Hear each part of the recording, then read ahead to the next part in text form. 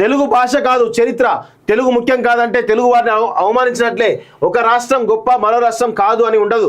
ఈ చిన్న విషయాన్ని అర్థం చేసుకోకపోవడం వల్లే పోరాటాలు. మోడీపై ప్రజలకు భయం పోయింది. అమెరికాలో రాహుల్ గాంధీ వ్యాఖ్యలు అంటూ చూస్తాను. బగ్గుమన్న BJP, RSS BJP. Rahul Gandhi అమెరికాలో చేసిన వ్యాఖ్యలపై బీజేపీ ఆగ్రహం వ్యక్తం చేసింది. ఒక ద్రోహికి ఆర్ఎస్ఎస్ అంటే అర్థం కాదని కేంద్ర మంత్రి గిరిరాజ్ సింగ్ తీవ్రంగా వ్యాఖ్యానించారంటూ చూస్తా ఉన్నాం. ఇక్కడ ఆర్ఎస్ఎస్ వర్సెస్ కాంగ్రెస్ ఫైటే జరుగుతుంది. RSS Congress versus BJP fight ఎప్పుడు కూడా జరగదు.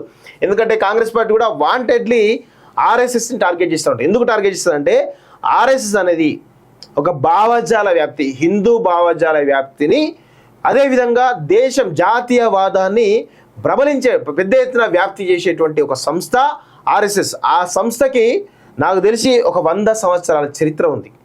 100 సంవత్సరాల్లో ఇప్పటికి కూడా బీజేపీ కార్యకర్తలు లేనటువంటి ఊరు ఉంటుంది, కానీ ఆర్ఎస్ఎస్ కార్యకర్తలు లేనటువంటి ఊరు ఉండదు అనేటువంటి విషయాన్ని అందరూ గుర్తుపెట్టుకోవాలి. అందుకే కాంగ్రెస్ పార్టీకి ఆర్ఎస్ఎస్ అంటే ఒక భయం.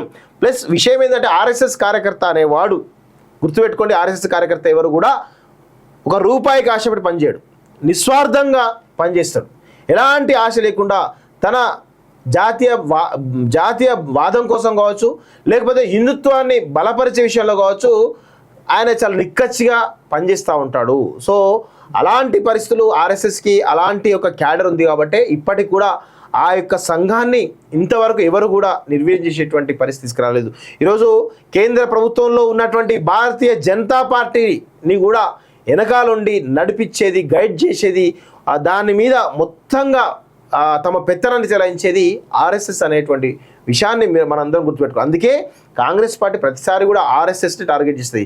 ఎప్పుడైతే కాంగ్రెస్ పార్టీ ఆర్ఎస్ఎస్ టార్గెట్ చేస్తుందో అప్పుడు కాంగ్రెస్ పార్టీ మరింత వీక్ అవుతూ ఉంటుంది. దయచేసి కాంగ్రెస్ పార్టీని చెప్పేది ఏంటంటే ఆర్ఎస్ఎస్ టార్గెట్ చేయాల్సిన అవసరం లేదు. ఎందుకంటే ఆర్ఎస్ఎస్ యొక్క మహాసభలకి స్వయాన కాంగ్రెస్ పార్టీ నుంచి కాంగ్రెస్ పార్టీలో గత 50-60 సంవత్సరాలుగా పనిచేసి రాష్ట్రపతి పనిచేసినటువంటి ప్రణబ్ ముఖర్జీ కూడా ఆర్ఎస్ఎస్ సభలకు వెళ్ళి మాట్లాడినటువంటి సందర్భాలు ఉన్నాయి.